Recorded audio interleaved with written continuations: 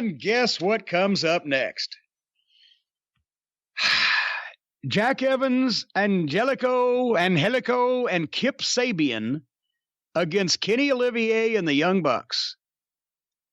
Help me out with this, because on Omega's entrance, suddenly a weird video popped up. I wrote weird video with words on screen.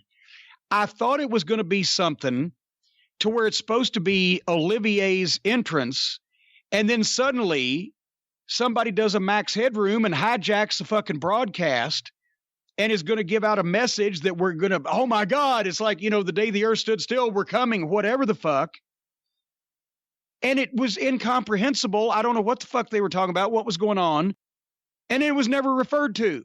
And then he just came out and did his normal entrance, except when he did his normal entrance, he was coming out in a Halloween costume, either as was he a space alien or was that a skull mask? I have no idea. But what was the video? No one really knows for sure. It seemed to be some sort of veiled shot at New Japan or something. I'm not exactly sure. What did it have to do with New Japan? I don't know, because they had that image that was kind of a take of the New Japan Lion image, I thought. And then it was talking about how, whatever it was, we wanted you to leave your friends, and you see the Young Bucks there and this person there. By the way, it is important to note here, because I don't think enough people say this. Go talk to a Japanese reporter. The Young Bucks meant nothing in Japan. Kenny Omega was a big star in Japan.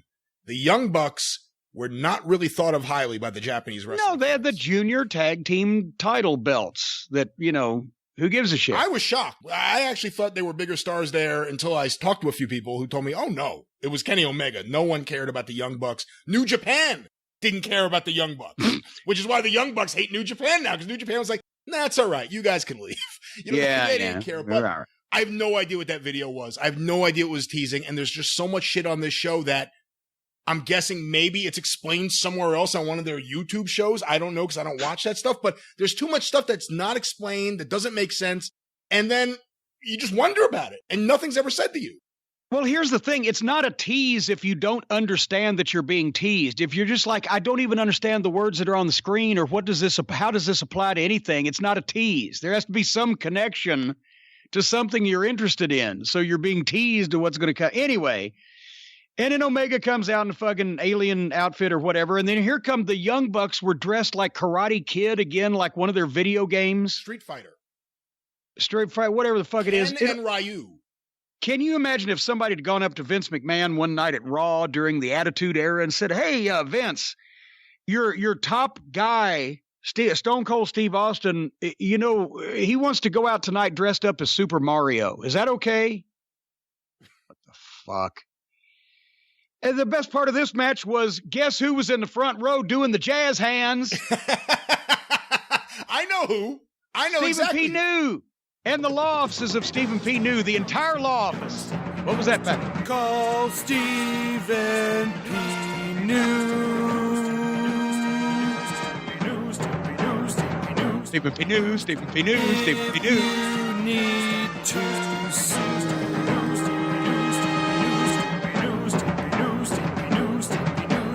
Outlaw mud show or two. Still to the rest.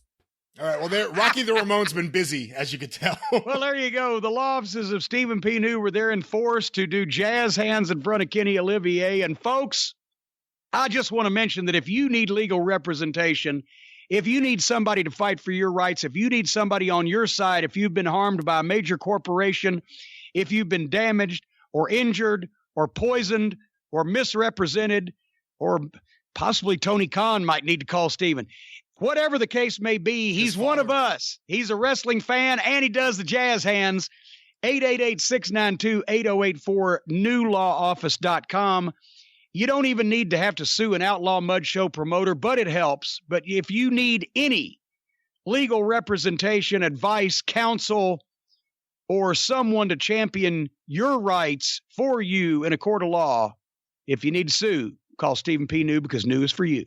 The jazz hands were great, but I liked even better at the end of the match when the bald buck was going around high-fiving everyone. The bald buck? And Steve no-sold him. He just he's high-fiving everyone. The guy next to Steve, the guy on the other side of Steve. Steve just stood there and just stared at him. Didn't do anything. It was great. We should play that next to the fucking pallbearer at Elijah Cummings' funeral that snubbed Mitch McConnell. Yeah, that was great. They're like, fuck you, turtle. Oh. But anyway, and I feel bad for Steven. He had to watch this match. But anyway, the heels jump-started it. There were dives in seconds. There were no tags whatsoever.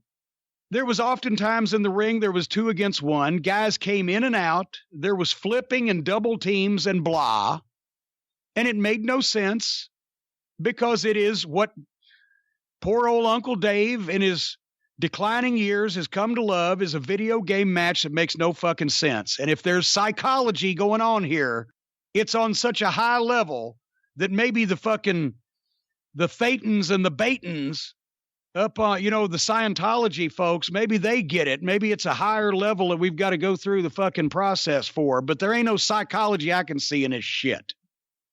And then they go through the break, and finally on the other side of the break, now they're tagging a little bit so they can tag Olivier in so he can point, get jazz hands, and prance.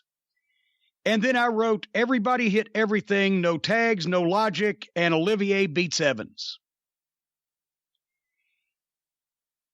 One of these matches is the same thing as all the others. It all looks alike. They get going so fast and they do such convoluted shit that you can't instantly even process who is on whose side.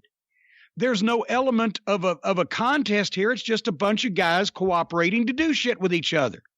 And as we mentioned at the top of the program, there's no reason for professional wrestling to be held if you're not trying to simulate a fucking contest. It was just, was I missing something? No.